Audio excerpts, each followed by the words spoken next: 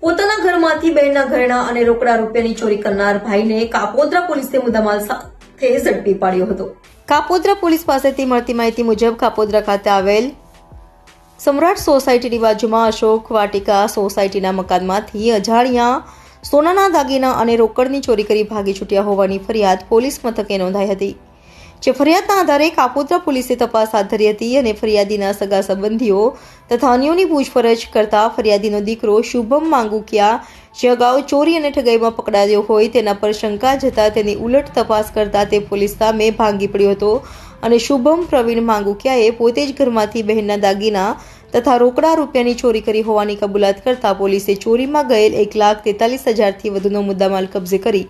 આરોપી વિરુદ્ધ કાયદેસરની કાર્યવાહી હાથ ધરી હતી.